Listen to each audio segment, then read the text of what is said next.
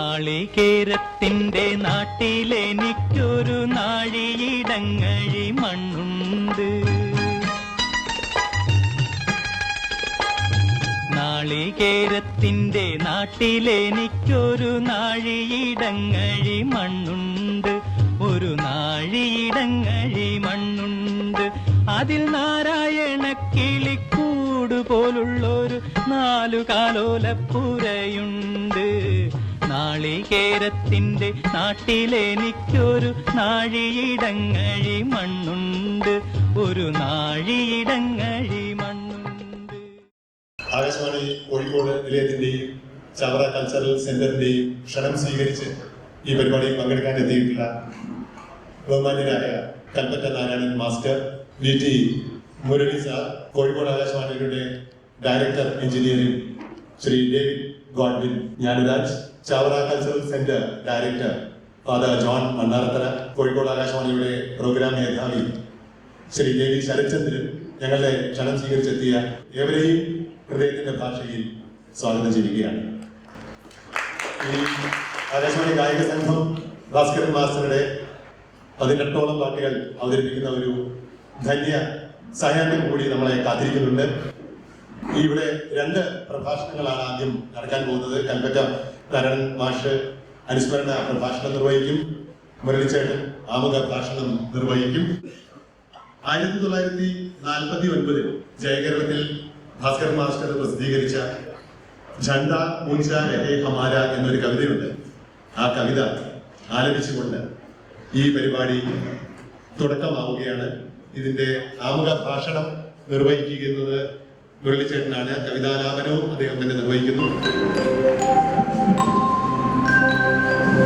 കവിയുടെ കളവല്ല പഴമയും പുതുമയും കലരുമ സ്വാതന്ത്ര്യ ദിവ്യഗീതം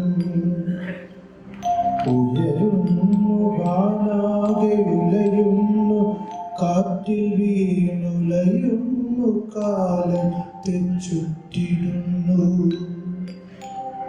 അടിമകളല്ലാത്തൊരടിമകൾ പാടുന്നു കൊടുക്കാറ്റായുയരുമ പാട്ടുവീട്ടും കരളുകൾ കേൾപ്പോതൻ കരളുകൾ മാറുന്നു കരിയിലകൾ പോലെ കാറ്റിലിന്നും ഇപ്പുതുപതിനഞ്ചിലിന്ത്യ തന്നിടനെഞ്ചിൽ ശബ്ദം പോലുയരുന്ന പാട്ടു വീണ്ടും ശബ്ദം പോലുയരുന്ന പാട്ടു വീണ്ടും. സിനിമാ സംഗീതത്തിന്റെ ഒരു ചട്ടക്കൂട്ടിൽ മാത്രമാണ് നമ്മൾ പലപ്പോഴും ഭാസ്കര മാഷെ നോക്കി കാണുന്നത്. അതിനപ്പുറത്തുള്ള അദ്ദേഹത്തിന്റെ ഈ ഗാനലോകം തന്നെ വളരെ വിസ്തൃതമാണെന്ന് നമുക്ക് കാണാൻ സാധിക്കും. അങ്ങനെ ശ്രീകൃഷ്ണനെ കുറിച്ചുള്ള ഭക്തിഗാനങ്ങളായാലും അതുപോലെ മറ്റ് മാപ്പിളപ്പാട്ടുകളായാലും മറ്റ് ഫോക്കായാലും മറ്റ് പ്രണയഗീതങ്ങളായാലും സ്വാതന്ത്ര്യ ഗീതങ്ങളായാലും അങ്ങനെ വളരെ വിപുലമായ ഒരു സർഗാത്മക ജീവിതം അദ്ദേഹത്തിനുണ്ടെന്ന് നമുക്ക് കാണുവാൻ സാധിക്കും.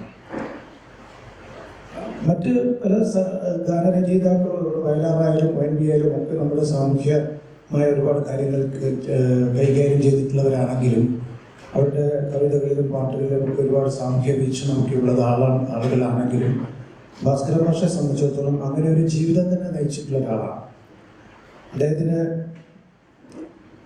അദ്ദേഹത്തിൻ്റെ സാമൂഹ്യ ജീവിതം എന്ന് പറയുന്നത് ആദ്യകാലങ്ങളിൽ സ്വാതന്ത്ര്യ സമര സേനാനിയായും പിന്നീട് കമ്മ്യൂണിസ്റ്റ് പാർട്ടിയുടെ നേതൃത്വത്തിലിരുന്നും ഒക്കെ അദ്ദേഹം പിന്നീട് അതുമായിട്ട് താത്വികമായി ആദർശപരമായി അല്ലെങ്കിൽ പ്രത്യയശാസ്ത്രപരമായി അദ്ദേഹം ഇണങ്ങി നിൽക്കുന്നുണ്ട്. അപ്പം അങ്ങനെയുള്ള ഒരു പ്രതിഭാശാലി ഓരോ കേരളത്തിൻ്റെ ചരിത്രഘട്ടങ്ങളിലെല്ലാം ഓരോ ചരിത്രത്തിൻ്റെ ഓരോ വഴിത്തിരിവുകളിലും ആ സമരങ്ങൾക്കൊപ്പം അല്ലെങ്കിൽ ആ ഒരു ആശയങ്ങൾക്കൊപ്പം ഭാസ്കർ മാഷിൻ്റെ പാട്ടുകളും ഉണ്ടായിട്ടുണ്ട് എന്നുള്ളതാണ് അദ്ദേഹത്തിൻ്റെ ഒരു പ്രധാനപ്പെട്ട കാര്യം. അപ്പം തിരുവിതാംകൂറും കൊച്ചിയും മലബാറും പിന്നെ ഒക്കെ ഏകീകരിച്ച് കേരളം ഉണ്ടാകുന്നതിനെ കുറിച്ചുള്ള സ്വപ്നങ്ങൾ ഉണ്ടായിരുന്ന കാലഘട്ടത്തിൽ അതൊരു വലിയ മൂവ്മെൻ്റ് ആയിരുന്ന ഒരു കാലഘട്ടത്തിൽ അതിനെ മുന്നോട്ട് നയിക്കുന്ന രീതിയിൽ അതിന് സൗന്ദര്യവൽക്കരിക്കുകയും ആശയവൽക്കരിക്കുകയും ചെയ്യുന്നുള്ള പാട്ടുകൾ അദ്ദേഹം എഴുതിയിട്ടുണ്ട്. അതിലൊരു പ്രധാനപ്പെട്ട പാട്ടാണ് ഐക്യ കേരള ഗാനം എന്ന പേരിൽ നമ്മൾ അറിയപ്പെടുന്ന പദം പദം ഉറച്ചു നാം പാടി പാടി പോവുക പാരിൽ ഐക്യ കേരളത്തിൽ കാഹളം മുഴക്കുവാൻ എന്ന പാട്ട്. അത് പിന്നീട് അത് പല മാർച്ചിങ് സോങ്ങിന്റെ രീതിയിലാണ്. അത് ആ കാലഘട്ടത്തിൽ എല്ലാ പാട്ടുകളും അതുപോലുള്ള പാട്ടുകളെല്ലാം മാർച്ചിങ് സോങ് ആണ്. വരിക വരിക സഹചര്യ എന്ന പാട്ടും മാർച്ചിങ് സോങ് ആയിട്ടാണ് ഉണ്ടാക്കപ്പെട്ടിട്ടുള്ളത്. ഇതിങ്ങനെ ഞങ്ങളുടെ കാലിൽ കെട്ടിപ്പൂട്ടിയ ചങ്ങല വെട്ടി പൊട്ടിക്കാൻ പുതുകരവാളായി ജനാധിപത്യ പുലരൊളി മാനം തണയാറായി, ഇതൊക്കെ മാർച്ചിങ് സോങ്ങിന്റെ എഫക്റ്റിലുള്ളതാണ്. ഇങ്ങനെ നിലവിൽ തന്നെ നിരവധി പ്രദേശങ്ങളിൽ നിരവധി ഭാഷകൾ. അതേക്കുറിച്ചുള്ള അദ്ദേഹം കോഴിക്കോടാണ് അദ്ദേഹത്തിന്റെ രാഷ്ട്രീയ പ്രവർത്തനത്തിന്റെ ഒരു വലിയ പങ്ക് വഹിച്ചിരുന്നത്. കൂടാതെ കോഴിക്കോട് ആകാശവാണിയിൽ അദ്ദേഹത്തിന്റെ ഔദ്യോഗിക ജോലിയിൽ ഒരു പങ്കും വഹിച്ചിരുന്നത്. അതുകൊണ്ട് ഈ വടക്കൻ കേരളത്തിനെ പറ്റിയൊക്കെ അദ്ദേഹത്തിന് നല്ല ധാരണയാണ്. ഞാനൊരു പാട്ടിനെ കുറിച്ച് മാത്രം നിങ്ങളടുത്ത് പറയാം. അതായത് സാധാരണ നമ്മൾ തൃശ്ശൂർ ഭാഷയിലൊരു പാട്ട്, അല്ലെങ്കിൽ വടക്കൻ കേരളത്തിലെ മാപ്പിളപ്പാട്ടിലൊരു മാപ്പിള ഭാഷയിലൊരു പാട്ട്, അല്ലെങ്കിൽ തിരുവനന്തപുരത്തെ പിന്നെ എന്തൊരു ഇതൊക്കെ ചോദിക്കുന്ന ഒരു പാട്ട്, ഇതല്ലാതെ ഈ മൂന്ന് പ്രദേശത്തെ ഒരുമിച്ച് ഒരു പാട്ടിന് വിലൊടുക്കുന്ന ഒരു പാട്ട് അദ്ദേഹത്തിൻ്റെ ഉണ്ട്. നാടോടികൾ എന്നൊരു സിനിമയിൽ അദ്ദേഹം എഴുതിയിട്ടുണ്ട്. എനിക്ക് തോന്നുന്നത് ഭാസ്കര മാഷും രാഘവ മാഷും ഇവിടെ ഇരുന്ന സമയത്താണ്, കാലിക്കറ്റ് ആകാശവാണിയിൽ ഇരുന്ന സമയത്താണ് ലളിതഗാനം എന്നൊരു പദ്ധതി പോലും ഉണ്ടാകുന്നതെന്നാണ് ഞാൻ മനസ്സിലാക്കുന്നത്. പക്ഷെ അതിനിപ്പോൾ അവകാശികൾ ധാരാളം ഉണ്ടെങ്കിൽ പോലും അത് കോഴിക്കോട് ആകാശവാണിക്ക് അവകാശപ്പെട്ടു. സുഗമ സംഗീതം എന്നാണ് നമ്മൾ നേരത്തെ പറഞ്ഞുകൊണ്ടിരുന്നത്. ഓൾ ഇന്ത്യ അടിസ്ഥാനത്തിൽ തന്നെ അത് ലളിത സംഗീതം എന്നൊരു ലളിത സംഗീത പാഠം, ഇതൊക്കെ കോഴിക്കോട് ആകാശവാണിയാണ് ആദ്യം ഉണ്ടായത്. അതിലൊക്കെ കാരണക്കാരനായിട്ടുള്ളത് എന്തിനു പറയുന്നു, രാഘവൻ മാഷ് സംഗീത സംവിധായകനായതുപോലും പി ഭാസ്കരൻ എന്നുള്ള ഒരാളുടെ സാമീപ്യം കൊണ്ടാണ്. കാരണം രാഘവൻ മാഷ് ആകാശവാണിയിൽ വർക്ക് ചെയ്തിരുന്നത് ക്ലാസിക്കൽ മ്യൂസിക് വിഭാഗത്തിലായിരുന്നു. ആദ്യം തമ്പൂർ ആർട്ടിസ്റ്റായിട്ടാണ് ജോലി ചെയ്തിരുന്നത്. അവിടുന്ന് ഇദ്ദേഹത്തിന് ഇങ്ങനെ ഒരു വാസനയുണ്ട്, ഇദ്ദേഹത്തിന് ഇങ്ങനെ ഒരു വളരെ ക്രിയാത്മകമായൊരു കാര്യം ചെയ്യാൻ സാധിക്കുമെന്ന് ഭാസ്കരൻ മാഷിന്റെ കണ്ടെത്തലാണ് രാഘവ മാഷ് പോലും എന്ന് നമുക്ക് മനസ്സിലാക്കാൻ സാധിക്കും. അതുകൊണ്ട് മലയാളത്തിൻ്റെ ഒരു സംസ്കൃതിയുമായി നമുക്ക് വളരെ അടുത്ത് നിൽക്കുന്ന, അല്ലെങ്കിൽ അതിന് അവഗണിക്കാനാവാത്ത ഒരു മഹാവ്യക്തിത്വമാണ് ഭാസ്കരൻ മാഷ്. സംസാരിക്കുന്നത് കോഴിക്കോട് ആകാശവാണിയുടെ director engineering Shri David Godwin Gnanaraj. Bhaskaran with Akashvani. From the inception of Akashvani somewhere in 1950s, he has been associated with us, and there are many doyens, especially the contribution of P. Bhaskaran was instrumental in shaping the broadcast language and the content production. He actually, as you know, Akashvani is a crucible where we have different varieties of program, and we endure to ensure that quality and some value-added programs reach to the multiple people of this place. And people like P. Bhaskaran have been giving valuable and chaste messages through their drama and through their poems, through their songs, and different ways. And Akashvani has ensures that such valuable programs reaches to the mass media, and we want that many more people like him. P Bhaskaran അനുസ്മരണ പ്രഭാഷണമാണിനി. Kalpetta Narayanan sir ശ്രോതാക്കൾ കാത്തിരിക്കുന്ന ശബ്ദവും ചിന്തകളുമാണ് അദ്ദേഹത്തിൻ്റെ. എഴുത്തുകാരൻ, വാഗ്മി, അധ്യാപകൻ, ഇങ്ങനെ പലതരങ്ങളിൽ നമ്മുടെ സമൂഹത്തെ ചേർത്ത് പിടിച്ചിട്ടുള്ള കൽപ്പറ്റ മാഷെ വളരെ സ്നേഹാദരത്തോടെ ഈ അനുസ്മരണ ഭാഷണത്തിനായി ക്ഷണിക്കുന്നു. അക്കിത്തം, കക്കാട്, തിക്കോടി, പിന്നെ പി ഭാസ്കരൻ, കെ രാഘവ മാഷ്, കെ കൊടുങ്ങല്ലൂർ, ഖാൻകാവ്, എത്രയെത്ര അത്ഭുതകരമായ മനുഷ്യർ. ഇവർക്കൊക്കെ ഓരോ വിധത്തിൽ ആരാധകരുണ്ടായിരുന്നു. ഖാൻകാവിൻ്റെ ശബ്ദം കേൾക്കാൻ കൊതിച്ചിരുന്ന നിരവധി സ്ത്രീകൾ നമ്മൾ കേരളത്തിൽ ഉണ്ടായിരുന്നു. ഇങ്ങനെ എല്ലാം കൊണ്ടും എന്തൊരു സജീവതയായിരുന്നു വാസ്തവത്തിൽ ഈ കോഴിക്കോട് റേഡിയോ സ്റ്റേഷൻ എന്ന അത്ഭുതം. കോഴിക്കോട് സാഹിത്യ നഗരമായിട്ട് പ്രഖ്യാപിച്ചപ്പോൾ അതിൻ്റെ ആദ്യത്തെ യോഗത്തിൽ ഞാൻ പറഞ്ഞത് ഇവിടുത്തെ ഏറ്റവും വലിയ സംഭാവന എന്ന് പറയുന്നത് തീർച്ചയായിട്ടും കോഴിക്കോട് റേഡിയോ സ്റ്റേഷനാണ്.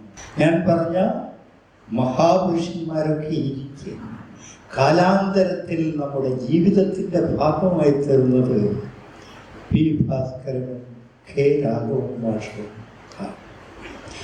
അതിൻ്റെ കാരണം കവിതയോ കഥയോ ഒക്കെ വളരെ കുറച്ച് മാത്രം വ്യാപരിക്കാൻ ശേഷിയുള്ള കലാരൂപങ്ങളാണ്.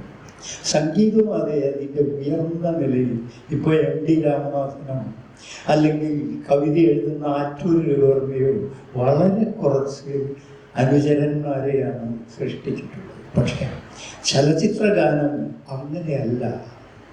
ചലച്ചിത്രഗാനം ഉറങ്ങുമ്പോഴും ഉണ്ണുമ്പോഴും ജോലി ചെയ്യുമ്പോഴും ഒക്കെ എൻ്റെ അമ്മ അലക്കുമ്പോൾ ജാലകം തുറന്നിടാൻ പറയുകയായിരുന്നു. ആ സമയത്തായിരിക്കും റേഡിയോയിൽ നിന്ന് ചലച്ചിത്ര ഗാനങ്ങൾ വരിക.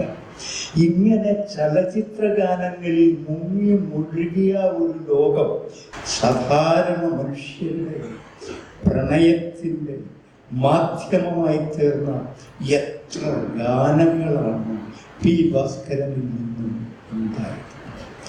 ചലച്ചിത്രം വന്നപ്പോഴാണ് വാസ്തവത്തിൽ ഈ പ്രണയത്തിന് വലിയ ഒരു പ്രമോഷൻ ഉണ്ടായിത്തീർന്നു. എല്ലാ ചലച്ചിത്രങ്ങളും പ്രണയ കഥകൾ ഉള്ളവയാണ്. ഒരുപക്ഷെ ജോൺ അബ്രഹാമിൻ്റെ, അരവിന്ദൻ്റെ, അടൂർ ബാലകൃഷ്ണൻ്റെ സിനിമകൾ ഒഴിച്ചു നിർത്തിയ എല്ലാ ചലച്ചിത്രങ്ങളിലും പ്രമേയം പ്രണയം മാത്രമല്ല. ഈ നടന്മാരുടെയൊക്കെ ശരിക്കുള്ള മേക്കപ്പ് മാൻ അല്ല ഈ സംഗീത സംവിധായകനും ഈ ഗായകനും ഈ ഗാനരചയിതാവുമാണ് അവരുടെ സൗന്ദര്യത്തെ ഈ വിധത്തിൽ വലുതാക്കിയിട്ടുള്ളത്. പ്രേമസിയും സത്യം ഇത്ര ആകർഷണീയമായ രൂപം ഉള്ളവരായി തീർന്നത് അവർ ചലച്ചിത്രത്തിലെ പ്രണയരംഗങ്ങളിൽ അഭിനയിച്ചതുകൊണ്ട്. അങ്ങനെ പ്രണയരംഗങ്ങളിൽ അവർക്ക് വേണ്ടി പാടിയത് മലയാളത്തിലെ ഏറ്റവും മധുരമായ ശബ്ദമായിരുന്നു. അവർക്ക് വേണ്ടി സംഗീതമൊരുക്കിയത് അസാധാരണമായി കവിതയെ വിടർത്താൻ അറിയുമായിരുന്ന ഗാന സംവിധായകനായിരുന്നു. അതുപോലെ ഭാസ്കരനെയും വയലാറിനെയും പിന്നെ ശ്രീകുമാരൻ തമ്പിയെയും ഒക്കെ പോലെയുള്ള ONVയെയും എത്ര അസാധാരണ പ്രതിഭകളാണ് കവിതയുടെ രംഗത്ത് നിന്നും സംഗീതത്തിലേക്ക് വന്നത്. കവിതയ്ക്ക് എത്ര കുറച്ച് ആളുകളിലേക്ക് ചെല്ലാനാണ്. സുശിക്ഷിതരായിരിക്കണം, ഭാവുകത്വം ഉണ്ടായിരിക്കണം. അങ്ങനെയുള്ള ആളുകൾ എത്ര ചെറിയൊരു ന്യൂനപക്ഷമാണ്. പക്ഷെ അങ്ങനെയല്ലല്ലോ ഈ ഗാനരചയിതാക്കൾ.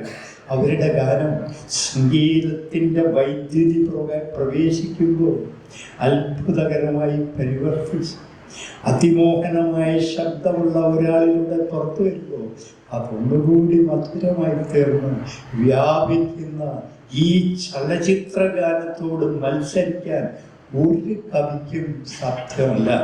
പി ഭാസ്കരൻ പറയുന്നു, ഓർക്കുക വല്ലപ്പോഴും എന്നല്ലാതെ എന്തോ ഞാൻ കവിതയിലാണ് തൻ്റെ കവിയെക്കുറിച്ച് പറഞ്ഞിരിക്കുന്നത്. പക്ഷെ പിന്നീട് ചലച്ചിത്ര ഗാനരചയിതാവായപ്പോൾ ഓർക്കുക എല്ലായ്പ്പോഴും എന്നല്ലാതെ എന്തോ ഞാൻ എന്ന് അത് മാറും. കാരണം ജീവിതത്തിൻ്റെ ഭാഗമാണ് അത് എന്നതാണ് അതിൻ്റെ കാരണം. സാധാരണ സ്ത്രീകളെ അപൂർവ സുന്ദരികളാക്കിയതും അതിസാധാരണരായിട്ടുള്ള പുരുഷന്മാരുണ്ട്. അവർ ഗന്ധർവന്മാരായിത്തീരുന്നു, അവർ അസാധാരണ ഭംഗിയുള്ളവരായിത്തീരുന്നു. ശാരദയ്ക്കൊക്കെ ഈ സൗന്ദര്യം ഉണ്ടോ എന്ന് നമുക്കറിഞ്ഞുകൂടാ. പക്ഷേ രംഗത്തെത്തുമ്പോൾ പാടുമ്പോൾ ഇരുട്ടിൻ്റെ ആത്മാവിലെ ആ ശാരദയെ ഇരു കണ്ണീർ തുള്ളികൾ ഒരു സുന്ദരിയുടെ കരിമിഴികളിൽ വെച്ച് കണ്ടുമുട്ടി എന്ന് ആലപിക്കുമ്പോൾ അവർ സൗന്ദര്യത്തിൽ ഇനി സാക്ഷാത്കരിക്കാനില്ലാത്ത ഒരു വ്യാപ്തിയും ആ സൗന്ദര്യത്തിൻ്റെ വലിയ ഒരു പിന്തുണ യഥാർത്ഥത്തിൽ നൽകിയത് പി ഭാസ്കരനായിരുന്നു. ഒരുപക്ഷെ അതിൽ അദ്ദേഹം മറ്റ് രചയിതാക്കളിൽ പല മടങ്ങ് മറികടന്നു എന്ന് നമുക്ക് പറയേണ്ടി വരും. ആ പാട്ട് കേൾക്കുമ്പോൾ എത്ര പ്രായമായാലും ഞാനൊരു കാമുകനായി മാറും, എത്ര പ്രായം കുറവാണെങ്കിലും നിങ്ങളുമായി തീരും, എന്നിട്ട് നിങ്ങളുടെ ജീവിതത്തിലെ ഗാനമായി അത് പരിവർത്തിക്കും. അങ്ങനെ പരിവർത്തിച്ചു ഓരോ മലയാളിയുടെ ജീവിതത്തിലും. അപ്പോഴവരാരും ഓർത്തില്ല അത് ഇന്ന സിനിമയിലെ ഇന്ന രംഗത്തിൻ്റെ ആവിഷ്കാരമാണ് എന്ന് ഒരാളും ഓർത്തില്ല. ഈ ഗാനങ്ങളെ ചലച്ചിത്ര സന്ദർഭത്തിൽ നിന്ന് പുറത്തെടുത്ത് അതിൽ നിങ്ങളുടെ ജീവിതം ആവിഷ്കരിച്ചു. ഓരോ അനുരാഗവും ഈ മാധ്യമത്തിലൂടെ, ഈ ഭാസ്കരനിലൂടെയും രാഘവ മാഷയിലൂടെയും ദേവരാജനിലൂടെയും ദക്ഷിണാമൂർത്തിയിലൂടെയും ഒക്കെ നമ്മളിലേക്ക് കടന്നു വരുമ്പോൾ അങ്ങനെ നമ്മൾ സ്നേഹിക്കപ്പെട്ടു. നമ്മൾ നിലാവിൻ്റെ അഴകറിഞ്ഞു. ഭാസ്കറിന് ശേഷമാണ് കേരളത്തിൽ നിലാവിന് ഇത്ര അഴകുണ്ട് എന്ന് മലയാളികൾ മനസ്സിലാക്കിയിട്ടുള്ളത്. ഈ ആകാശവാണി ഗായക സംഘം ഭാസ്കരൻ മാസ്റ്ററുടെ 18ഓളം പാട്ടുകൾ അവതരിപ്പിക്കുന്ന ഒരു ധന്യ സായാഹ്നം കൂടി നടക്കാൻ പോകുന്നത്